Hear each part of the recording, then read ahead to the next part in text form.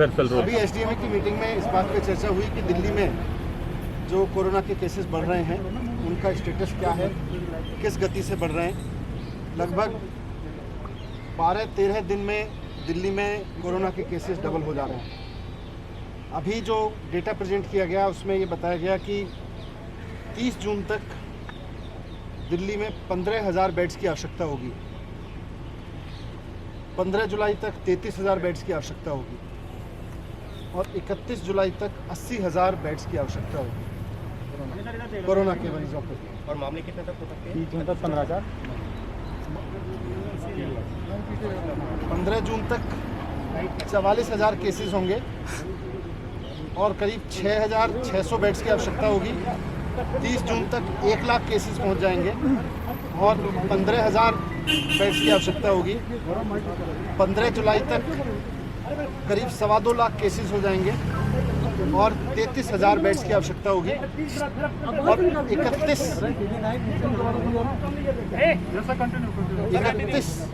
31 जुलाई तक करीब 5.5 लाख केस पहुंच जाएंगे दिल्ली में और उसके लिए करीब 80,000 बेड्स की आवश्यकता होगी। ये तब है जबकि अब तक थोड़े दिन पहले तक लॉकडाउन चल रहा था और अभी तक दिल्ली के हॉस्पिटल्स में दिल्ली के ही जो निवासी हैं, वो चाहे कहीं से भी, जो आदमी आज दिल्ली में रह रहा है वही दिल्ली के हॉस्पिटल तक आ पा रहा था, जो दिल्ली सरकार की है वो प्राइवेट हॉस्पिटल्स।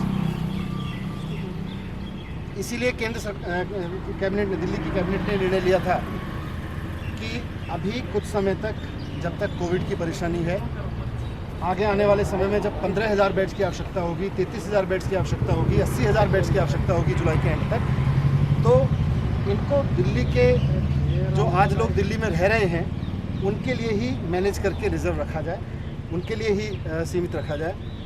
लेकिन कल एलजी साहब ने उस फैसले को पलट लिया था। जब आज एलजी साहब से डीडीएम की मीटिंग में हमने रिक्वेस्ट किया कि साहब आपने कल ये फैसला पलटा, तो उससे पहले आपने अपेक्षा की होगी, कुछ आकलन किया होगा कि कितने केस बढ़ेंगे, बाहर से कितने केसेस आएंगे, उसका भी उनके पास कोई आइडिया तो नहीं था। मैंने उनसे ये भी रिक्वेस्ट किया कि सर हो सकता है आपने इस बात का भी आकलन किया होगा कि कितने बेड्स की आवश्यकता पड़ेगी वैसी स्थिति में जब सारे देश से दिल्ली में केस आएंगे, तो उसका भी उनके पास आकलन नहीं था। इतना ज़रूर है कि अगर पुराने ग्रोथ रेट को माने दिल्ली में, तो 12.6 डेज़ पर जो डबल होने का है उसमें सबकी सहमति थी कि आने वाले समय में 30 जून तक दिल्ली में 15,000 बेड्स चाहिए, 15 जुलाई तक 33,000 और 31 जुलाई तक 80,000 बेड्स चाहिए। तो ऐसे में एलजी साहब ने जो कल फैसला लिया कि दिल्ली के हॉस्पिटल्स को सबके लिए खोला जाए, उससे दिल्ली के जो लोग अब दिल्ली में रह रहे हैं उनके लिए बड़ा संकट पैदा हो गया है। हमने एसडीएम की मीटिंग में ये मुद्दा उठाया था, एलजी साहब ने उस पर सहमति नहीं जताई। अब उसकी जिम्मेदारी कौन लेगा? कल को अगर केसेस इसी रूप से दिल्ली में बढ़ते हैं और बाहर से भी आके 2 दिन में, 4 दिन में, 10 दिन में दिल्ली के जो अभी अवेलेबल बेड्स हैं वो भर जाते हैं, तो इतने सारे केसेस जब आगे आएंगे और इतने सारे बेड्स की ज़रूरत पड़ेगी तो वो कहाँ से आएंगे? अभी इसका जवाब एसडीएम की मीटिंग में कहीं से कम्युनिटी ट्रांसफर को लेकर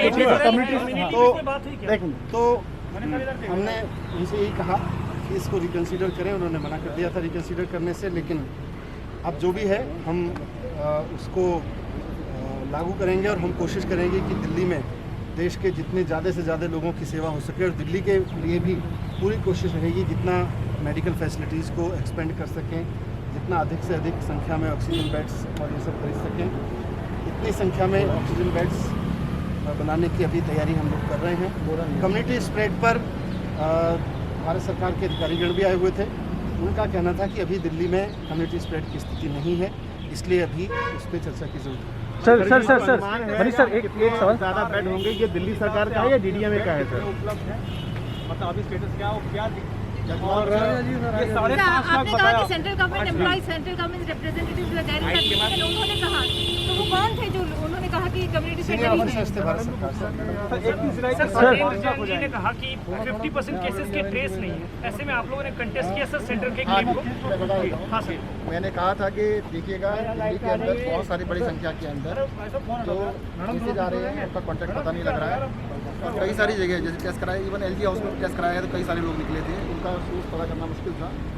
तो दिल्ली के अंदर अब हम टेक्निकलिटी में ना जाएं, और कल एम्स के डायरेक्टर ने खुद कहा था कि दिल्ली के कंटेनमेंट जोन्स में कम्युनिटी स्प्रेड है, परंतु क्योंकि टेक्निकल इशू है और इसके बारे में फैसला केंद्र सरकार ही कर सकती है, वही बता सकते हैं कि कम्युनिटी स्प्रेड है या नहीं। हम तो कैसे स्प्रेड है, हम तो ये कह सकते हैं भाई स्प्रेड है, दिल्ली में बढ़ रहा है, बहुत तेज़ी से बढ़ रहा है। अब उसका वर्ड जो कम्युनिटी स्प्रेड वर्ड यूज़ करने के अधिकार तो केंद्र सरकार के पास वही बता। सर बस एक सवाल है, बाहर से आए हुए पेशेंट्स का कोई डेटा इस वक्त दिल्ली सरकार के पास है जो ये हम बता सकें कितने हैं? आपको दिल्ली के अंदर प्राइवेट हॉस्पिटल्स में 50% लोग बाहर से इलाज कराने आते हैं और बड़े सरकारी अस्पतालों में 70% लोग दिल्ली से बाहर के होते हैं। अभी जब लॉकडाउन था दिल्ली में सभी हॉस्पिटल्स में एवरेज ऑक्यूपेंसी 10% से भी कम थी, प्राइवेट में भी और सरकारी में भी 10% से भी कम ऑक्यूपेंसी थी। बहुत सारी सर्जरीज, बहुत सारे लोगों का इलाज प्लान सर्जरीज होती है। प्लान सर्जरीज का मतलब ये होता है कि प्लानिंग करके आदमी कराता है और 10 दिन 15 दिन अस्पताल में रहते हैं। जब वो लॉकडाउन के दौरान 2 महीने पोस्टपोन हुई थी तो अभी फर्दर 1-1.5 महीने के लिए और हो सकता था, जिसकी वजह से दिल्ली में इतनी बड़ी संख्या में बेड मिल सकते थे। अभी मनीष जी ने जैसे बताया 31 जुलाई को सिर्फ दिल्ली वालों के लिए, मैं दिल्ली से बाहर की बात नहीं कर रहा हूँ, सिर्फ दिल्ली वालों के लिए 80,000 बेड चाहिए। अब इतनी बड़ी संख्या में अगर आपको बेड चाहिए तो कम से कम जो प्लान सर्जरीज हैं, प्लान वाले काम है वो कम होंगे तभी वो बेड मिल पाएंगे। मुख्य मनीष जी ने पूछा था LG साहब से कि भाई आपने प्लान तो किया होगा जब सबके लिए खोला है, कि नहीं प्लान कुछ नहीं किया है, उसका कोई अंदाज़ा भी नहीं है, कि देखते हैं क्या होता है। ये देखने वाली अंदाजे वाली बात पे आ गए हैं, थोड़ा सा मुश्किल काम है।